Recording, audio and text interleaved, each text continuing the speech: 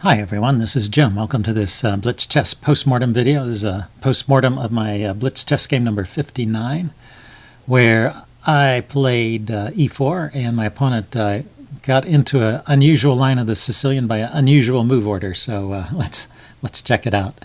And I'm going to keep the engine on for this one. There's some complications that are worth looking at with the help of an engine. So we start out e4, e6. So I think, of course, my opponent is playing a French defense, and I play d4 naturally. And my opponent answers c5, which you can see is quite a rare move. But after that, actually, we get into a common position of the Sicilian. So if you imagine if my opponent had played the c pawn here, c5 first, and I had put my knight up, and then he plays e6, and I play d5, then that's the same kind of position we can get to, and that would be a con or a pulse Sicilian.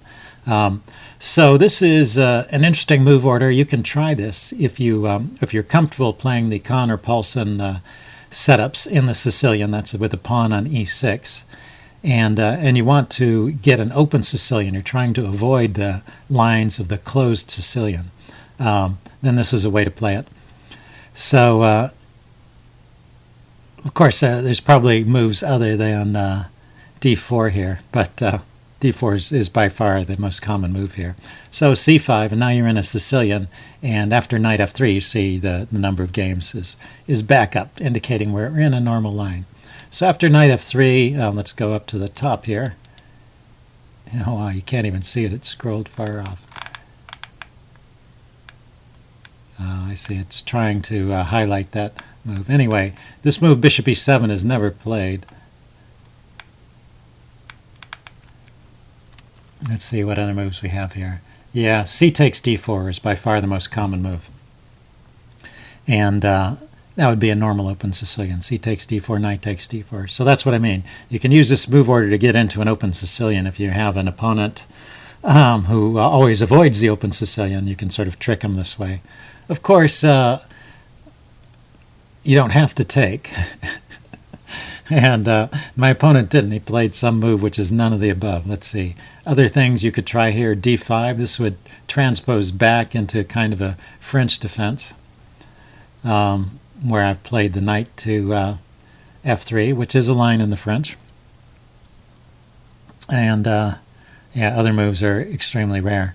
So my opponent played none of the above. He played, let's go back down to where his move was, bishop e7.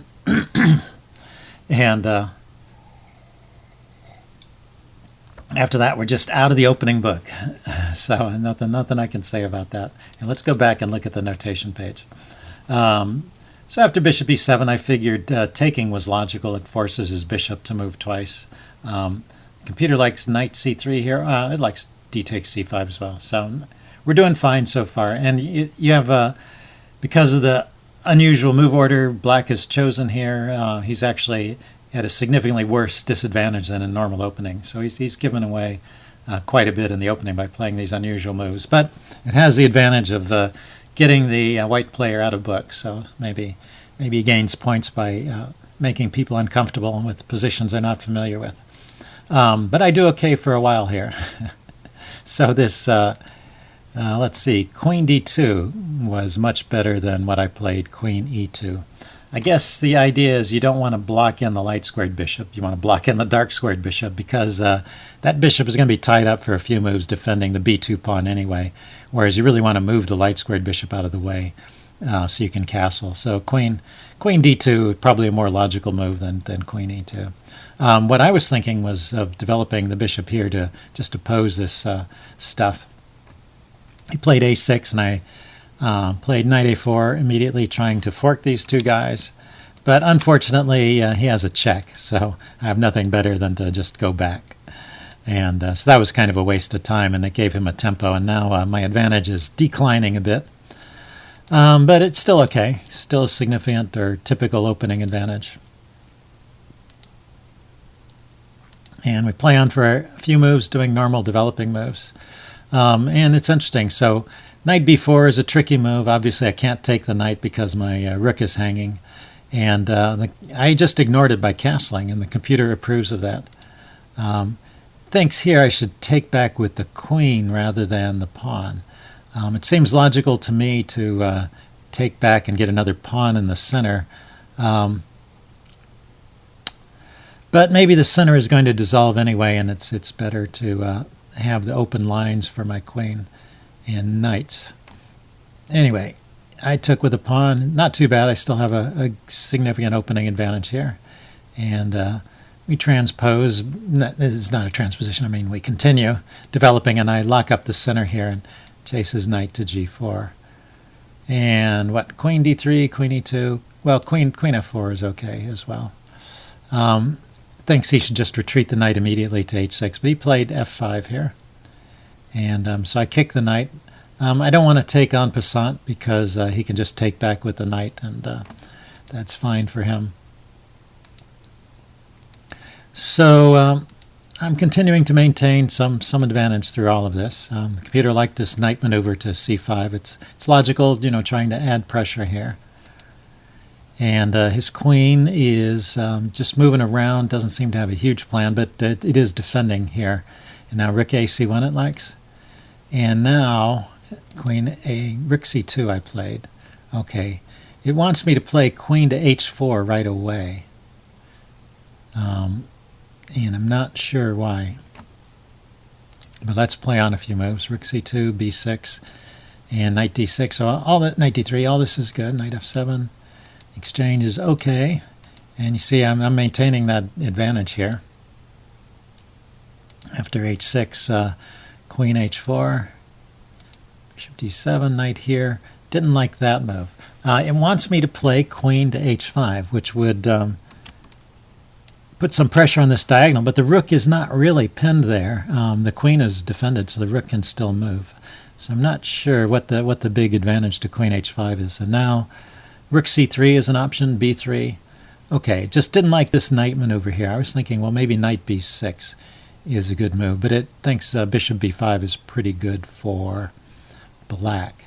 And we get into a similar position. He doesn't play that right away. He plays a5 first. And I have to run back to d3. So I guess this knight to b4 move was a waste of time on my part. And now bishop to b5, harassing my knight. And this was the line I wanted to show you guys. This is kind of crazy. I wasn't even thinking of knight f4, and it runs immediately into this pawn fork. So you're thinking, well, why is this even a good move here? So let's check it out. Knight f4, new variation, g5. And queen to g3, pinning this pawn, so he can't take. And what has he got? Rook g7, unpinning, and now rook to c7. So what's happening here? If he takes the knight, I can take the rook and mate him, so he still can't take the knight. And if he takes with the rook, then the pin is renewed. So anyway, it goes on from here. It's kind of interesting that you can play these moves like knight f4. So what do you have to see from this point? Knight f4, the fork, queen to g3. Okay, you can see that far, but then when he unblocks, don't you have to move the knight then? No, then you have this move, rook c7. That's pretty interesting. Okay, and there's one other line, very similar. I play my rook to c3, just defending the knight, and he plays a4.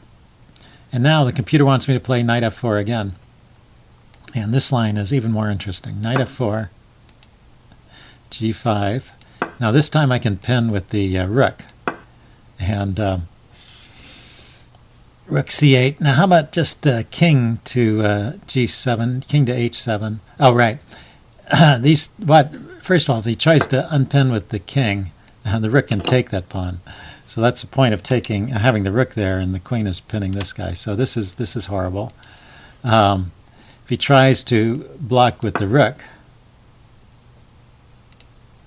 then queen takes pawn again, and he can't take. It's similar to the same idea. If he takes the knight, queen takes rook as mate. So you can't do that. So what's the computer recommending here? It's recommending rook c8 or rook h7. Well, rook c8 was what I was looking at. That's the top choice. And you take, queen takes, and then queen takes on h6. And this is still pinned, so he still can't take your knight.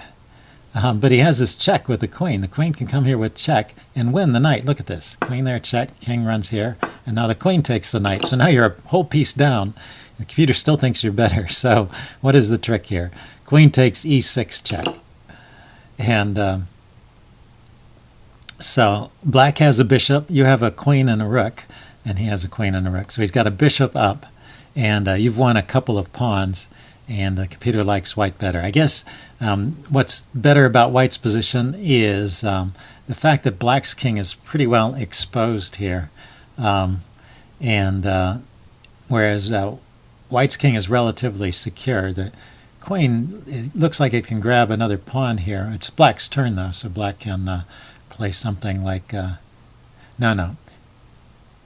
The queen could just grab that pawn. Let's check, see what happens if he does that. Oh, then rook takes g5 leads to a mate. Okay, so that's a mate in 5. So the queen can't take that pawn. And so it's recommending g4, trying to bust up the king side over here. And queen takes d5, just gobbling more pawns. And this pawn is still pinned, so he can't take on h3 yet. So anyway, pretty amazing line. You've won enough pawns, I guess, to compensate for the bishop at this point, and you're keeping the pin on his rook. Of course, he has a pin on your rook.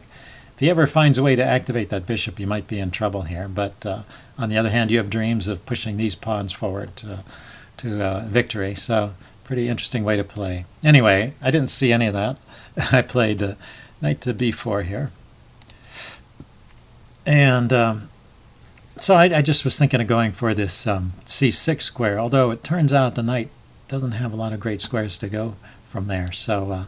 but I still have some slight advantage. But you see, basically, black has achieved equality with this bishop maneuver here, blocking off my rooks. And I have to come up with a new plan. The knight's no longer going here. So I reroute my pieces over to the king side.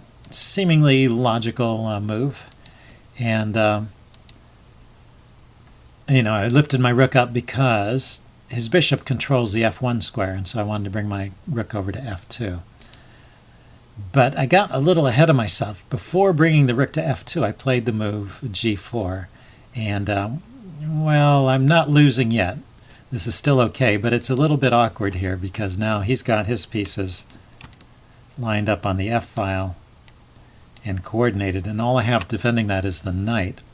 And what the computer recommends is knight takes g4 here.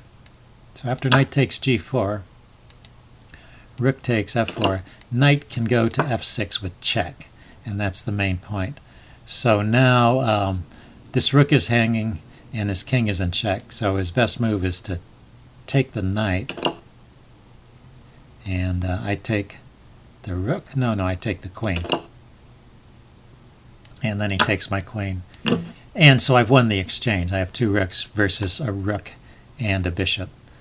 And so that would have been the best way to play it. So but I'm opening things up. I've made a few risky decisions here, and I have to play with extreme precision. So when I took on g4, I took with the pawn. I played h takes g4, and now he has rook to f4. And I guess I had forgotten my f1 square was inadequately defended because I play rook h2 here, trying to get a threat going against his pawn. And now he can mate in 2. He didn't spot it on this move. He played this move g5, which I can just take because this pawn is pinned. But then he mates me anyway.